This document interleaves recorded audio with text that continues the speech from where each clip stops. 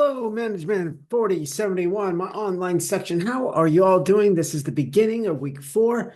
I hope you're enjoying this course so far. I'm posting my lecture slides. Now, these are lecture slides that I typically use when I teach on campus in person, but I think that you'll find the additional information quite beneficial as you go through this next number of weeks with me. This week, you're going to be learning a bit about motivation.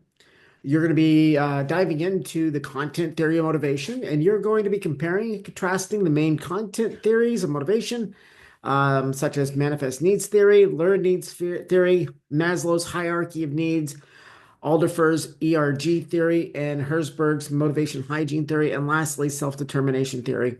Now, you'll notice in my slides, I did include a few more theories in there. That's because I particularly think that there needs to be a more robust, comprehensive look at the different theories that are out there, because once you're in a position of leadership, you're going to need to know why this person isn't being motivated by the theories that you're using. For instance, there is the expectancy theory of motivation. And I find that most people, to some degree, operate under the expectancy theory of motivation. I go to work, I perform my task up to standard or above standard because I'm expecting on my paycheck. I'm expecting something, therefore I'm motivated to put the effort in to my task. You're going to be learning about cognitive dissonance because when you're talking about motivation, cognitive dissonance does come into play. And I'm going to read you the definition from the textbook. Finding oneself acting in a fashion that is inconsistent with their attitudes and experiencing tension and attempting to reduce this tension and return to a state of cognitive consistency. Human beings, we do not like uncertainty. That's why when chaos happens, we find ourselves going back to a past moment in time to what worked in solving a similar situation and using that. That's known as a status quo. Timothy Clark, Barry Oshry, both of these individuals discuss this quite at length. I do refer to their material, but it's not part of the course material. However, if you want to read some good information on this subject, I recommend either the book by Barry Oshry or Timothy Clark. Let's see what else this week. I'm going through the slides real quick. Just take a look here. Like I said, you're going to be going through the theories of motivation. Maslow's hierarchy of needs. There are a total of 5 levels to Maslow's pyramid of needs. Researchers, now Maslow, this is kind of an outdated approach to things. Let me pull up that slide here. I didn't give the date, but this is a number of decades old, this particular theory. And while it does still hold water, researchers have found that there are more nuanced levels that need to be included. I've seen some new pyramids all the way up to like 20 plus levels. While I think that it's good for researchers to dig that deep, practitioners, people that are in the workplace actually practicing this, may not need all those levels.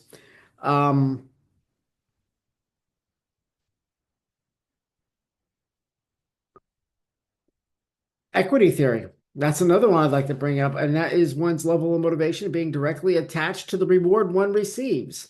And that's a little different from the expectancy theory, that you're expecting what you're going to receive. Here, the reward may be monetary, it might be a promotion, it might be just getting kudos from your boss, hey, good job, attaboy, that sort of thing. This is where we start really looking at if we're being fairly compensated. Equity really has to do about fair treatment. Diversity, equity, and inclusion. First of all, this is a little tangent here, but that's not about bringing in a particular people group in mass into your organization and hiring them regardless of their qualifications. Now, DEI, when it's properly practiced, means that you are opening up that job position to everybody who is duly qualified. You're not going to hire a new neurosurgeon and include plumbers or mechanics in that mix. Now, plumbers and mechanics are a phenomenal field to be in, and they have to be very intelligent to do what they do, but they don't understand neurosurgery. So you have to have the basic qualifications met first. So the education, the experience, the ability to do the task. Then diversity, that is bringing in people from different worldviews, different generations, different social backgrounds, so different socioeconomic family conditions. Okay, this is where you start crossing everybody up, mixing everybody up into one big jumble. Now you have your talent pool for a potential new hire. You made sure that they're all duly qualified to do the task. Now you bring everybody in that wants to apply for that position and is qualified. Then you start sorting through to find the person who is most qualified. And inclusion, that is just simply making sure that people that are in that group of either potential new hires or who are on your staff, that they don't feel like they're being excluded because they don't fit into the cultural norm for that organization. So really DEI benefits people who are older, such as myself. I'm 52. People who are even older than me, like my mother, who's in her 80s. Benefits people who are disabled. Benefits people who may have had very poor upbringings, like myself. My family, we were very poor when I was growing up. So you're bringing people in, and it does include people from different cultural, ethnic, or racial backgrounds as well. So it does include that, but that's not what it's all about. It's about literally bringing people into a room and not having a predetermined template of what you want that person to look like, act like, their height, their age, stuff like that. You have the predetermined template for what you want their qualifications to be and their experiences. Outside of that, you're open. That's really all DEI is, and DEI benefits more people than people really understand. As a matter of fact, coming in as a student to a university, if it wasn't for DEI, there are some individuals that may have not been accepted to Harvard or Yale or Texas Tech or wherever.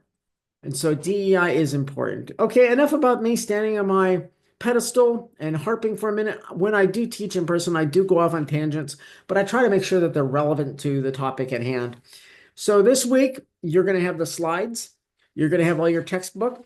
You have an assignment 4.1 on motivation, and you have assignment 4.2, and that's the virtual team dynamics and communication. We live and work and breathe in this virtual world now. When I was your age, there was no working at home on your computer. Okay, computers were fairly new still. The internet was, well, at your age, was very novice. It was very new. It was novel.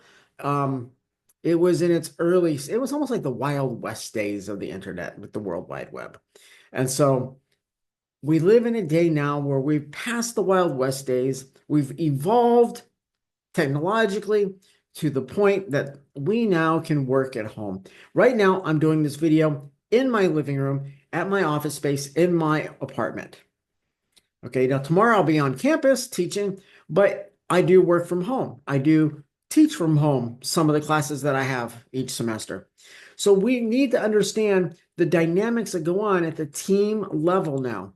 Now, a team could be at any of the levels of management. You have the operations level, which is the bottom level. You have the tactical, which is the middle level. And you have the strategic, and that's at the upper and senior level. So you can have a team at the senior strategic level, and they're working virtually. Or you can have a team of frontline employees who work virtually. So understanding the team dynamics is very essential. So, and also ways of communicating. We communicate through cell phones, the internet, Zoom, video chat, all kinds of things. So we've got to understand as professionals, what are the implications of this? And as leaders, how do we properly lead, direct, manage individuals communicating electronically? I hope you have a wonderful week. Make sure that you read the textbook material in chapters 7 and 8. There's also a video on the workplace culture and dynamics. It's short, about 1 minute, 58 seconds long. If you have any questions, please feel free to shoot me an email. You have a great week 4.